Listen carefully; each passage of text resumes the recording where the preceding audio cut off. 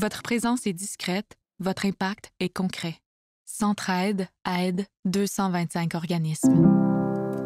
Un parcours d'immigration, ça amène beaucoup d'incertitudes. C'est normal. Puis je pense que absolument toutes les personnes qui immigrent et qui changent de pays vont vivre ces incertitudes-là. En fait, tu arrives dans un pays, puis là, tout est différent. Tu dois absolument reconstruire qui tu es dans un nouveau décor, dans une nouvelle société, dans un endroit où il y a des nouvelles règles, des nouvelles normes sociales. Donc, c'est sûr que ça amène beaucoup d'incertitudes. Puis c'est là, justement, que les organismes communautaires, on peut venir aider puis venir épauler les personnes immigrantes. Dans On cause sociale, nous abordons des enjeux cruciaux qui touchent le quotidien de nos communautés. Ensemble, nous découvrons des expertises et des expériences qui nous en apprennent un peu plus sur les inégalités sociales. Vous découvrirez ici des histoires inspirantes pour initier un changement durable dans la réduction de la pauvreté et de l'exclusion.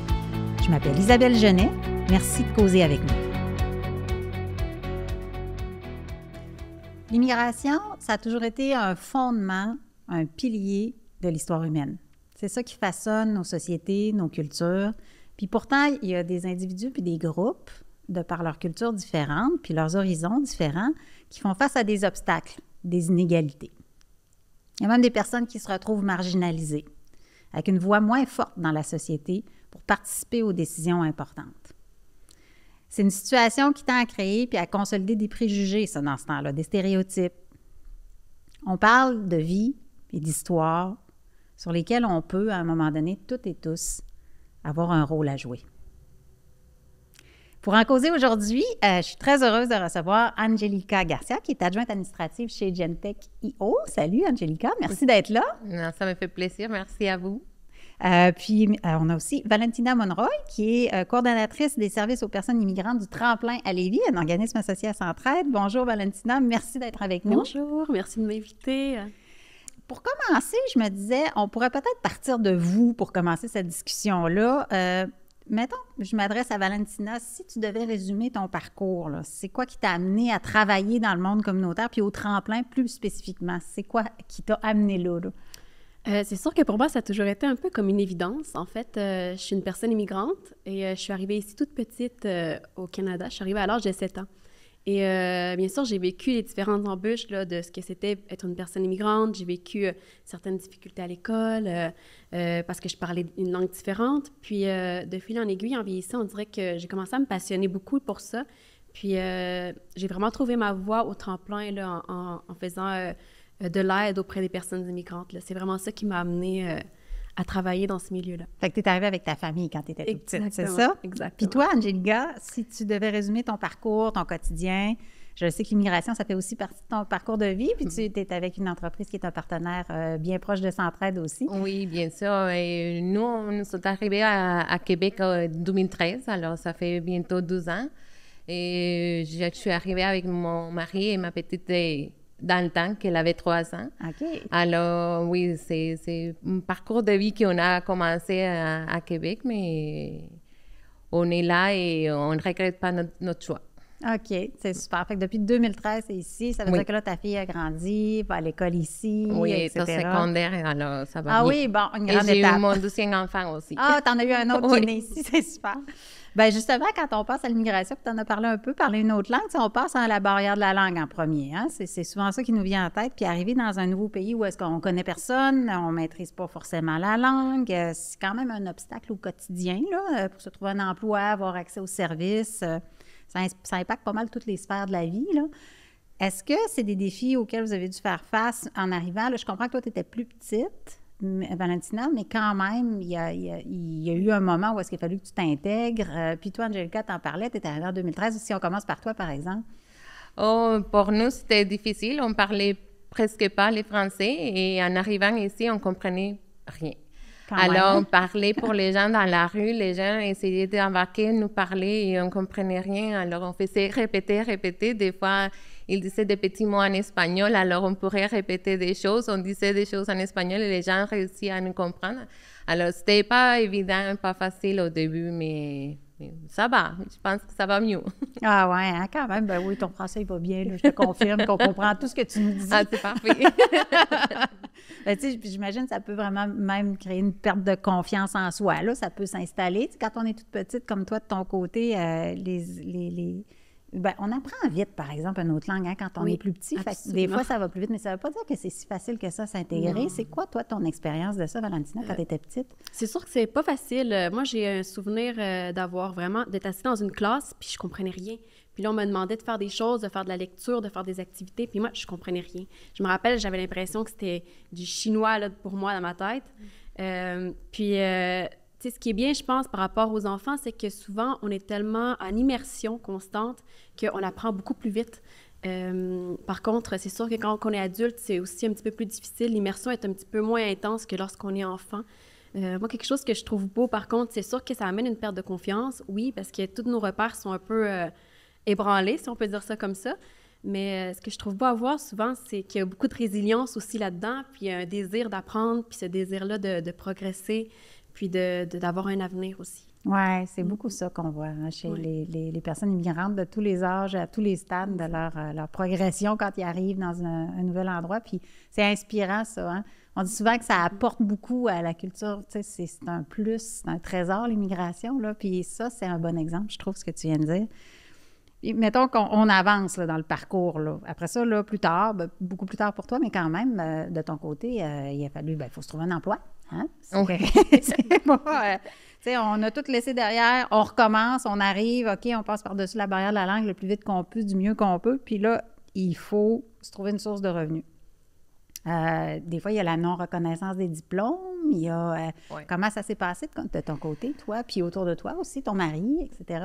Ben, pour moi, au début, j'ai eu une opportunité chez Gentech. C'était quand même drôle. Et ils cherchaient une personne pour aider dans la production, pour faire comme un travail administratif en production. Alors, j'ai envoyé mon curriculum vitae, mais même si mon baccalauréat n'était pas reconnu au début, ils m'ont engagé par l'expérience.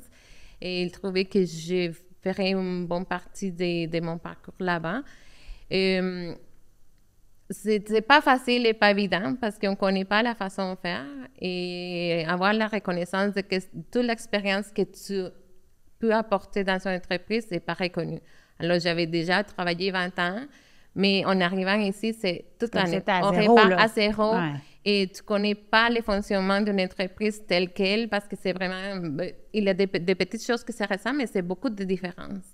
Alors, c'était tout nouveau, mais je pense que j'ai bien réussi à m'installer chez Gentech. Ouais. Puis, de ton côté, Valentina, c'est ça que tu fais dans la vie maintenant? Tu accompagnes des gens, hein, justement, entre autres, dans leur recherche d'emploi, pas juste dans ça, là, en étant coordonnatrice au tremplin à Lévis, ici à Lévis. Est-ce que comment tu fais pour accompagner les gens dans ça, de plein de différentes cultures? Bien, c'est sûr que c'est gros, en fait. Moi, je le vois beaucoup, là, ce que tu parles, Angelica. C'est vraiment gros, là, tout ça, là, la reconnaissance des diplômes, c'est un vrai défi. Ça prend énormément de ressources, ça prend énormément de connaissances, puis c'est un gros changement qui se fait d'un coup dans la vie des personnes immigrantes. Donc, nous, on est toujours ravis, en fait, de pouvoir accompagner les personnes, de pouvoir être avec eux. On va souvent regarder tout ensemble comment on fait, par exemple, pour s'inscrire dans un ordre professionnel, c'est quoi les documents qu'ils ont besoin. Je suis souvent en admiration du fait que beaucoup de personnes le font, malgré le fait que ça prend parfois de refaire des études, que des fois, ça demande de retourner à l'université, de retourner au cégep. Beaucoup de personnes le font quand même, puis ils sortent avec des diplômes et une belle reconnaissance de diplôme également. Oui, c'est des belles histoires, ça. On les aime, ces belles histoires-là. Oui. C'est drôle, le directeur général du Tremplin m'a déjà raconté, tu sais, dans les différences culturelles, j'imagine que ça arrive pour se chercher un emploi aussi, là. Mais il me disait juste se chercher un logement, il n'arrêtait pas de visiter. C'était avant la crise du logement, là, il y avait des appartements disponibles plus que maintenant.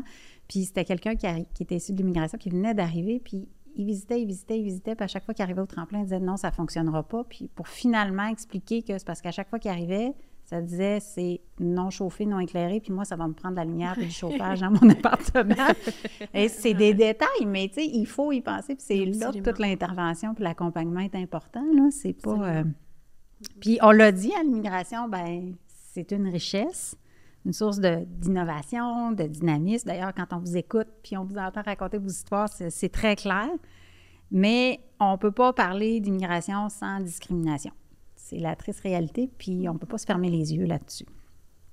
Je reviens à toi, Valentina, puis j'aimerais ça t'entendre aussi sur c'est quoi les préjugés, stéréotypes qui sont courants, pas nécessairement que vous avez vécu personnellement, mais que vous voyez dans votre entourage ou même dans votre histoire à vous. Est-ce que des fois on a l'impression, non, c'est fini, il n'y en a plus de ça.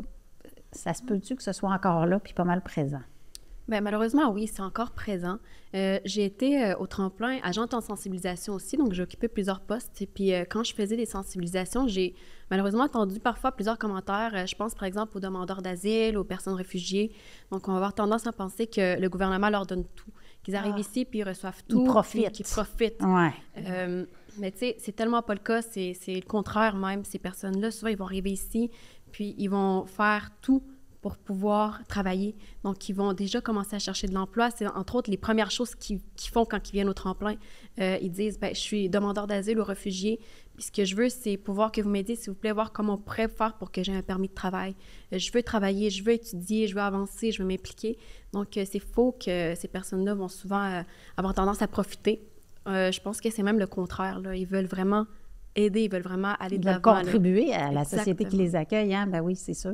C'est juste humain, dans le fond. Hein? Des fois, on faut juste se mettre dans cette place-là. Si demain matin, il fallait changer complètement de pays, on voudrait contribuer à notre terre d'accueil. De ton côté, Angélique? Oui, de mon côté, mon expérience personnelle, je peux dire qu'on était encadrés, même si on a fait un long processus, que ça nous a coûté cher comme famille. Ah oui. Hein? Et j'étais encadrée comme que j'étais un réfugié, que je venais profiter du système. Et je dis, non, notre processus, c'était quelque chose de sérieux. On a payé pour venir ici. On est des professionnels qualifiés. On veut tout réussir pour notre famille, mais on ne veut pas ici pour profiter du système. Malgré que malheureusement, ça existe aussi. Il y a des gens qui arrivent ici qui profitent du système, c'est la vérité, mais on ne peut pas tout le monde encadrer parce qu'on est des gens qui ont choisi faire l'immigration pour avoir un meilleur avenir pour nos enfants. Alors, on travaille fort, on persévère, mais c'est ça, c'est du travail et beaucoup de temps et beaucoup d'investissement qu'on fait pour réussir notre vie. Puis comment on fait pour sensibiliser les gens autour de nous, là, que ce soit notre employeur, que ce soit le voisinage, que ce soit même à l'école, que ce soit, parce que c'est dans toutes les sphères de la vie, qu'il faut un peu sensibiliser les gens à ça, qu'on est là pour contribuer, puis qu'on est là parce qu'on veut apporter quelque chose. Moi, je pourrais te dire que moi, je parle en toute honnêteté avec tout le monde. Je suis comme un livre ouvert, que j'ai pu partager mon histoire, mon vécu, mon expérience, l'expérience de mon mari. Même ma petite fille a une histoire aussi, pour elle aussi. Alors, être ouvert à parler avec les gens, à raconter nos histoires parce que chaque personne a une histoire et apprendre à respecter ça. Je pense que c'est la base, d'être honnête avec nous-mêmes et notre vécu de vie. On arrive maintenant à la partie d'un petit exercice de notre émission. Je vais vous énoncer des affirmations. Puis, ils sont en lien avec ce dont on vient de parler. Là. Je ne sortirai pas une recette de sauce à spaghetti. Là. Puis, vous allez simplement répondre oui ou non. Mais vous ne pouvez pas aller plus loin que ça. C'est juste oui ou non. OK? Donc, c'est très simple, mais en même temps, c'est assez compliqué. Vous allez le voir. Puis, ça évoque plein de sujets qui sont remplis de nuances. Donc, c'est difficile des fois de se limiter à oui ou non. Là. Donc, à la fin des affirmations, on prendra le temps de revenir un peu, mais sur quelques-unes, là, mais pour préciser, mais on va commencer avec juste des oui, des non. Donc, on commence. Ça vous va? Oui. Donc, je vais commencer par Valentina. Donc, premier énoncé. Les personnes immigrantes ne vivent que dans les centres urbains. Oui ou non? Non. Non. Les personnes immigrantes vivaient toutes en situation de pauvreté dans leur pays d'origine. Non. Non. Le marché du travail permet à une personne immigrante de s'intégrer dans la société québécoise. Oui. Oui. On en fait assez pour inclure les personnes immigrantes au Québec. Ben non. Non. C'est une petite hésitation. Un processus d'immigration apporte beaucoup d'incertitudes. Absolument. Oui. Oui. Oui. On sous-estime la complexité d'un processus d'immigration. Oui. Oui. Oui, les deux. La barrière de la langue peut créer de l'isolement social. Oui. Un travail suffit à bien s'intégrer. Non. Non. Puis finalement, on peut réaliser tous nos rêves en y mettant les efforts. Oui. Moi, je dis non.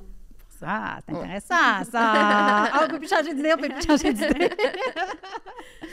OK, bien, on va revenir. Je vais la garder pour un dernier, celle-là. OK, on va revenir sur une, puis j'aimerais ça vous entendre peut-être préciser un peu. Donc, les personnes immigrantes vivaient toutes en situation de pauvreté dans leur pays d'origine. Vous m'avez dit non les deux. Hein? C'est assez clair et assez... Puis depuis le début de l'épisode, on parle d'immigration, mais tu sais, ça englobe plein d'aspects. L'immigration, c'est une grande soupe, là. Puis chaque parcours migratoire est vraiment unique. Donc, c'est des réalités différentes et tout. Donc, est-ce que pour vous, nécessairement, c'est partir d'une situation de pauvreté, qu'elle soit économique ou autre, d'immigrer? J'aimerais ça vous entendre là-dessus. Je sais pas si tu veux commencer ou je peux y aller. Vas-y, moi, c'est faux, en fait. Les personnes immigrantes partent pas toujours d'une situation de pauvreté. Même au contraire, il y en a certains qui sont très riches, avaient beaucoup d'argent dans leur pays. Puis, malheureusement, ce qui a forcé les personnes à se déplacer, ça peut être de l'insécurité, ça peut être la guerre, ça peut être des conditions climatiques qui sont très dangereuses. Et ces personnes-là vont parfois laisser beaucoup de choses derrière, vont laisser la famille, vont laisser beaucoup de richesses parfois. Puis même certaines personnes que j'ai côtoyées vont être en situation de pauvreté pour la première fois ici au Canada. Donc, en ayant justement toutes ces barrières-là, les barrières de la langue, les barrières de l'intégration, en vivant tout ça, ils vont se retrouver dans des situations encore plus précaires et plus difficiles. C'est horrible, là, ça. Il faut se mettre à la place de ces gens-là où est-ce que tu avais ce qu'il fallait financièrement, on va dire juste de côté économique, parce qu'évidemment, il y a des raisons quand on s'en va, là, puis qu'on décide d'immigrer, mais puis tu arrives, puis là, en plus de toutes les barrières dont on a déjà parlé, puis on n'a pas parlé tant que ça, là, il y en a plus que ça, là. En plus, on se retrouve en situation de pauvreté alors qu'on veut contribuer à notre nouvelle société d'accueil. Exact, oui. C'est quand même immense, là, comme situation, puis comme défi, là. C'est donc admirable, au final, hein, c'est ce que tu disais tantôt, hein, c'est très admirable. Toi, qu'est-ce que tu en penses, Angelica? Moi, je pense que c'est vrai. Moi, j'avais un travail, mais mon vécu, c'est que mon mari et moi, on travaillait tous les deux, on avait notre maison, on était bien établis, on avait des ressources, mais on trouvait qu'il nous manquait des choses, malgré mais c'est un pays en sécurité. Moi, je viens de Colombie, alors la sécurité, on se pose plein de questions. Qu'est-ce que je vais vous donner à mes enfants à l'avenir? C'est la question que ça posait parce que c'est quand je suis tombée enceinte qu'on a pris la décision. Qu'est-ce qu'on va donner à notre enfant pour l'avenir? Alors, on veut un pays plus sécuritaire et qu'il soit plus tranquille, que nous aussi, on soit plus tranquille parce qu'on sort dans la rue, on se fait voler assez rapidement. Alors, on ne vit pas dans cette incertitude, en plus la corruption politique, etc. Alors, on s'est mis plein de questions dans la tête et on a pris les choix. On doit faire quelque chose pour nous et pour notre vie. Alors, c'est là qu'on a décidé d'immigrer, même si on était bien dans notre pays. Oui. Oui, puis ça vient aussi avec les beaux côtés qu'on laisse. On s'ennuie, hein? C'est pas si facile que ça, là, c'est normal. Puis, est-ce que vous avez encore de la famille dans vos pays d'origine, oui, toutes les deux? Oui, hein? Moi aussi. Oui. Il y en a un autre aussi, un processus d'immigration apporte beaucoup d'incertitudes. Ça a été un oui franc de la part des deux. J'aimerais ça revenir sur cette affirmation-là parce que ça demande du temps, de l'investissement, du courage. C'est ce que vous nous racontez depuis tout à l'heure, puis vous le voyez aussi autour de vous, entre autres au tremplin, mais je suis sûre qu'autour de toi, tu le vois aussi, Angelica. C'est un chemin qui est long, qui peut être périlleux. J'ai-tu fait le bon choix, tu sais? Ça arrive, ça, qu'on doit se poser ces questions-là, dans cette incertitude-là. Ça t'est arrivé, Angelica? Oui, ça nous est arrivé tout au début parce qu'on arrive ici avec un budget, mais un budget assez restreint parce que la monnaie, ça change beaucoup. Alors, on ne sait pas si je vais pouvoir payer mon logement dans 3 mois, dans 6 mois, et qu'est-ce que je vais donner à ma fille à manger, qu'est-ce que je vais porter des vêtements, parce que, par exemple, nous, on est arrivés en hiver, on n'avait pas de manteau, pas de bottes, pas de rien. On devait aller jouer dans la neige avec une petite qui vient d'arriver et on est tout excités, mais on ne peut pas parce qu'on n'a pas... Parce qu'il fait moins 20, hein? Oui, c'est ça. Il faisait moins 45. Quand je suis arrivée, moins 40 le ressenti était assez haut. On ne va pas l'oublier, mais c'était quand même une belle expérience. Mais on dit, est-ce que j'avais bien fait de choisir et est-ce que je suis là à la bonne place? Alors, c'est plein de questions qu'on se pose et plus le temps passe et qu'on ne trouve pas les moyens de réussir rapidement, on est dans plus d'incertitude. On dit qu'est-ce qu'on va faire, qu'est-ce qu'on fait avec la petite, qu'est-ce qu'on fait pour nous, le travail, et c'est pas facile, évident. La langue, on l'a pas appris bien comme il faut, alors il faut réussir assez rapidement. Alors, c'est plein des interrogants. Puis, c'est quoi le rôle des organismes communautaires? Est-ce que tu es allé chercher des ressources à ce moment-là autour de toi? Y a-t-il des gens qui t'ont dirigé un peu? Tu vas avoir un coup de main là, au moins, là? On a eu la chance d'avoir une amie de Carlos, mon mari, qui habitait déjà à Québec. Alors, elle un nous a... réseau déjà. Oui. Alors, elle avait une personne et il nous a renseigné vers l'église Sainte-Ursule. C'est l'organisme qui nous a accueillis au début. Alors, ils nous ont aidés pour trouver des vêtements pour la petite, etc. Alors, on était très bien accueillis.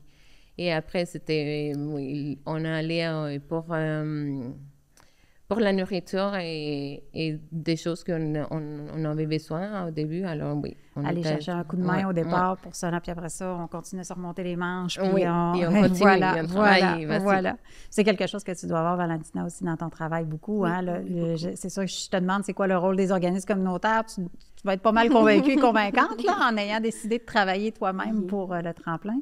C'est sûr qu'un parcours d'immigration, ça amène beaucoup d'incertitudes, donc c'est normal. Puis je pense que absolument toutes les personnes qui immigrent et qui changent de pays vont vivre ces incertitudes-là. En fait, tu arrives dans un pays, puis là, tout est différent. Tu dois absolument reconstruire qui tu es dans un nouveau décor, dans une nouvelle société, dans un endroit où il y a des nouvelles règles, des nouvelles normes sociales. Donc, c'est sûr que ça amène beaucoup d'incertitudes. Puis c'est là, justement, que les organismes communautaires, on peut venir aider puis venir épauler les personnes immigrantes. Entre autres, en faisant des accompagnements personnalisés. Donc, nous, on va prendre vraiment le temps de recevoir les personnes puis de regarder l'ensemble de leurs besoins, de les accompagner tout au long de leur parcours d'immigration. Puis ça va être un contact qui va être constant, qui va être courant. Puis à chaque fois que c'est une question en lien avec la société, s'ils se questionnent sur l'école, comment ça fonctionne. Donc, nous, on est là pour les épauler, on est là pour parfois même les accompagner là, dans certains des moments les plus difficiles de leur parcours. Ah, puis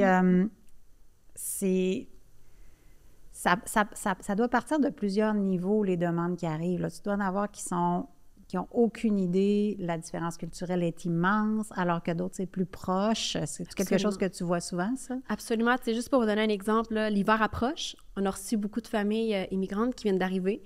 Et ils arrivent dans un pays où l'hiver, ils n'ont jamais vu un flocon de neige. Là. Comme Angelica. Puis, c'est tellement beau parce qu'on avait, entre autres, des questions par rapport à l'hiver, par rapport au froid. Puis il y a même des familles qui nous demandaient s'ils pouvaient sortir avec leur bébé dehors.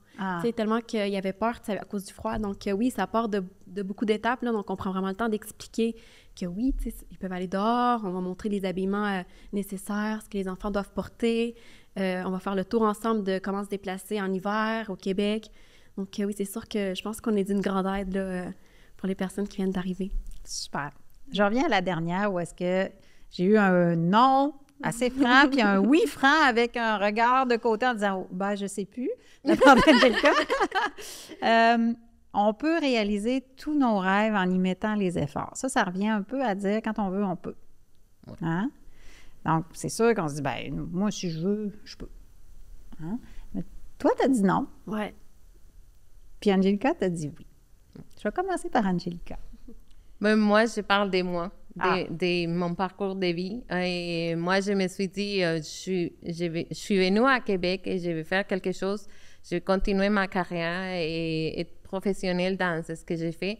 Alors, moi, j'ai commencé comme adjointe administrative et je dis, je vais continuer à avancer dans mon travail. Je vais continuer professionnellement à grandir. Alors, j'ai fait des efforts, j'ai fait une formation et maintenant, je suis coordinatrice à la paix et j'avance jour après jour dans mon parcours. Alors, c'est des efforts qu'on doit mettre, du temps qu'on doit investir pour nous, pour notre famille, et on continue. Alors, moi, je parle de mon vécu. Oui, je suis en train de réussir, c'est ce que j'ai mis dans mes efforts et je suis consciente que c'est pas facile, pas évident, mais on peut le faire. C'est une démonstration claire, là. Si tu as la persévérance, si tu as l'envie de faire tout ce que tu veux, c'est ça que je dis à mes filles, on peut réussir si on veut, mais il faut mettre beaucoup d'efforts et beaucoup de persévérance pour le faire. C'est vraiment la personnification. Ce que tu nous dis là, c'est ce qu'on disait au tout début quand on a commencé en disant, tu sais, les gens qui viennent ici veulent contribuer. Il n'y a personne qui vient ici pour profiter, en tout cas très, très peu. Là, c'est vraiment marginal. Puis toi, dans ton cas, c'est vraiment ça. Tu exprimes ça quand tu nous dis ça. Puis de ton côté, Valentina, toi, tu nous dis « Ah, moi, je suis pas sûre. » Oui, bien, en fait, je suis partagée. Donc, je dis pas un non catégorique. Je dis plus que c'est pas toujours le cas, en fait. Il y a plusieurs personnes qui vivent dans des différentes situations de vulnérabilité. Puis, elles se trouvent dans des intersections justement de vulnérabilité. Donc, que ce soit la pauvreté, que ce soit de l'analphabétisme, que ce soit... En tout cas, il y en a tellement de situations de vulnérabilité qui font en sorte que même si on veut vraiment fort, même si on travaille vraiment fort, parfois, c'est beaucoup, beaucoup, beaucoup plus difficile de réussir. Je suis quand même optimiste là-dedans parce que je trouve que c'est à ça qu'on sert beaucoup le communautaire, en fait. On est là pour accompagner toutes ces personnes-là parce que oui, on le voit qu'ils veulent, puis parfois, elles n'ont pas les ressources pour pouvoir réussir. Pas toutes avec les mêmes chances au début. Exactement. Puis aussi, je pense que quand on parle d'immigration ou même de diversité en général, que ce soit diversité de genre ou neurodiversité, par exemple, c'est sûr qu'il faut aussi que la société soit prête à recevoir cette diversité-là. Il faut que la société soit prête à accepter. Donc, c'est un pas de chacun. Chaque personne doit faire un pas vers l'autre pour qu'on puisse avoir une vraie intégration puis que les personnes puissent se sentir bien et pouvoir. Oui, c'est intéressant parce que vous portez les deux finalement pas mal le même message, c'est-à-dire le potentiel de chaque individu vaut la peine d'être développé à 100%. Donc, si tu pars avec plein de prises au début, mais tu as quand même un potentiel que tu peux développer pour peut-être t'aider. Puis heureusement, il y a des organismes communautaires, évidemment. Là, en tant que PDG de Centraide, moi, ça vient me chercher parce que c'est le message de Centraide. Mais d'un autre côté aussi, les personnes immigrantes qui viennent sont là pour contribuer, qui arrivent au Québec, sont là pour contribuer puis ont beaucoup à apporter. Puis c'est aussi ça le message. Puis le potentiel au complet doit être développé. Puis il faut offrir toutes les opportunités à ces personnes-là parce que c'est ce qu'ils veulent. Puis c'est ça qui apporte la richesse, hein, dans le fond, là, dans l'immigration. C'est intéressant. Merci. On se dirige tranquillement déjà vers la fin de notre discussion, mais avant ça, on a un petit rituel dans l'émission. Je vous demande si vous avez des recommandations à donner. C'est un petit peu notre mot de la fin, mais tu sais, qu'est-ce que vous souhaitez, qu'est-ce que vous voulez recommander aux personnes qui nous écoutent, qui nous regardent, puis qui veulent aller un petit peu plus loin? Parce qu'on tombe sur un podcast de Centraide, immigration, ça a l'air intéressant, on écoute tout ça, puis on fait, ben oui. Quelqu'un qui ça interpelle puis qui veut aller plus loin, qu'est-ce que vous auriez à lui recommander? Je vais commencer par toi, Angelica. Moi, je pourrais dire qu'il faut persévérer. Il ne faut jamais laisser tomber nos idées, notre rêve, parce que c'est toujours ce qui nous amène à faire notre rêve aussi. Alors, si tu as besoin de courage, regarde dans ton intérieur, dans ton corps, cherche ton sourire, ta force, et tu vas continuer à travailler sur ça. Persévérer, c'est le plus important, et mettre tout l'amour que tu peux dans tout ce que tu fais. Très beau conseil de ton côté, Valentina. Moi, de mon côté, j'ai envie de dire aux gens d'aller vers les autres, en fait. Il faut oser. Par exemple, si tu as un nouveau collègue de travail puis que c'est une personne immigrante, il faut oser aller leur parler, oser aller voir les gens, leur parler, s'approcher d'eux. Je trouve que souvent, quand on est capable de discuter, quand on est capable de se rassembler, c'est là que les préjugés tombent. En fait, on connaît vraiment les personnes, puis les préjugés, les discriminations, en fait, résistent pas à deux personnes qui font un échange et qui se rencontrent réellement. Très intéressant. Merci beaucoup. Moi, je pense que je vais y aller d'une petite recommandation aussi. Je recommande aux gens qui nous écoutent de regarder le film documentaire « La Cité des autres ». Ça se passe à Québec, plus précisément dans Saint-Pédis. Ça parle du plus important HLM de Québec où demeurent majoritairement des personnes immigrantes réfugiées, dans ce cas-là. Ça parle du vivre ensemble, de la solidarité, d'entraide. Ça a déconstruit plein de préjugés. Ça vaut vraiment la peine de le regarder. En tout cas, moi, ça m'a vraiment frappé quand je l'ai vu. Donc, je le trouve important. Puis ça parle de notre ville, de notre chez nous, là, dans la grande région de Québec-Chaudière-Appalaches. Puis c'est un milieu très unique. Puis c'est apporté de façon très poétique. Donc, La Cité des autres, un film documentaire qui est facile à trouver. Je vous invite à le regarder. Là-dessus, un grand merci pour votre temps, votre ouverture, la profondeur de vos propos. Merci beaucoup, beaucoup, beaucoup. Cet échange a été vraiment, vraiment enrichissant. Merci, Angelica. Oui, ça me fait plaisir. Merci, Valentina. Merci beaucoup. Merci à vous qui nous avez écouté Causer social. Merci à toutes les personnes qui ont rendu cette discussion possible. Vous pouvez nous rejoindre sur les réseaux de Centraide Québec Chaudière-Appalaches, que ce soit Facebook, LinkedIn, Instagram, YouTube. C'était Isabelle Genet. Je vous dis à bientôt pour un autre épisode d'On Cause sociale. Votre présence est discrète, votre impact est concret. Centraide aide 225 organismes.